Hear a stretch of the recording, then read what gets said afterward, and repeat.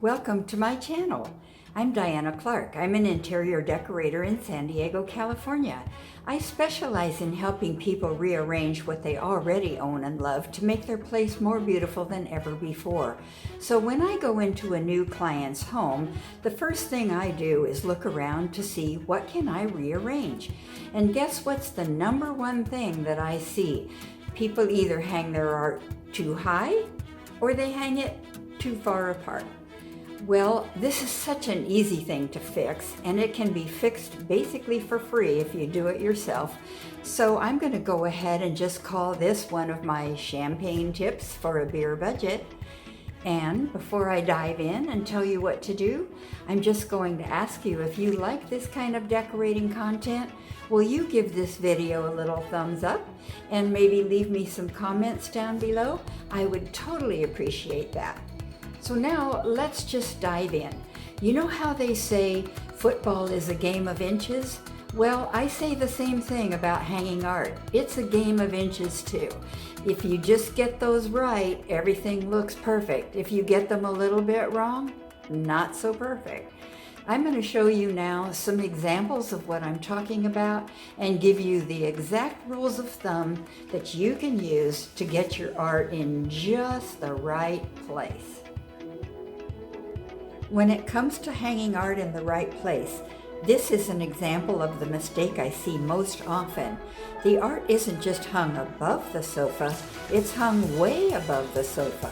And one of the results is it just seems to be floating off in space somewhere with no real relationship to the furniture below it. By lowering the art just slightly, what's happened here is we've created one nice, cohesive, solid design statement. A good rule to keep in mind is when you're hanging art above furniture, don't think of it as two elements, think of it as one.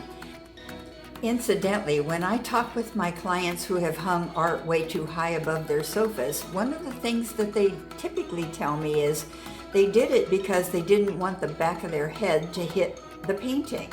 Well, I'm here to tell you that is an unnecessary worry. You can lower the art and I guarantee your head, no matter how tall you are, will not hit that artwork.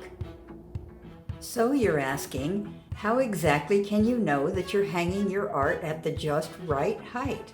Well, here's where that game of inches comes in. I call it the rule of 57 inches.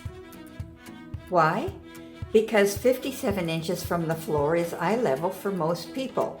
Also, with the exception of a super tall cabinet, almost all furniture, whether it's a sofa or a chair or an end table or a desk or a headboard or a dresser or a bedside table or whatever, all of these kinds of things are designed to a certain height where 57 inches works.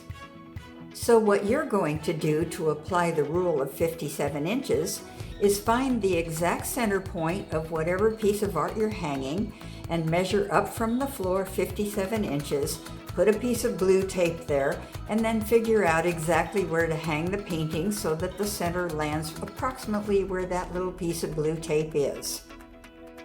What if you have multiple pieces to hang vertically? In this case, pick the center point of the center piece and put that 57 inches from the floor.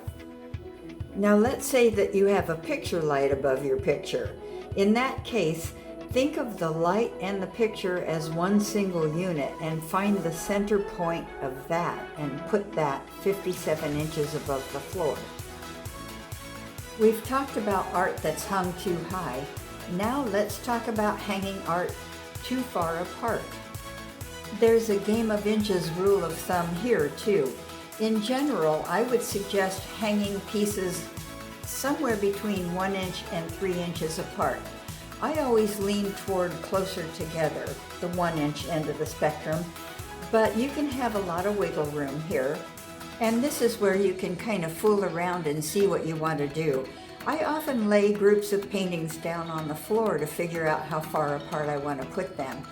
And in general, I would say if the frame is very large, heavy, maybe frilly, fancy, gloppy, Then further apart, 3 inches is probably good, but if the frame is super simple and plain and narrow, 1 inch is probably better. When I created the slides for this video, I borrowed the images of a friend of mine who is a wonderful artist in Fresno, California, and I would like to give her a shout out right now for giving me permission to use these images. Are you ready to get out your trusty tape measure and go for it? I hope so, and I hope that what I've told you will make it easier for you to figure out exactly what to do and that you'll have great results. Meanwhile, I want to ask you this. Please stay safe, stay healthy, because yes, I love you.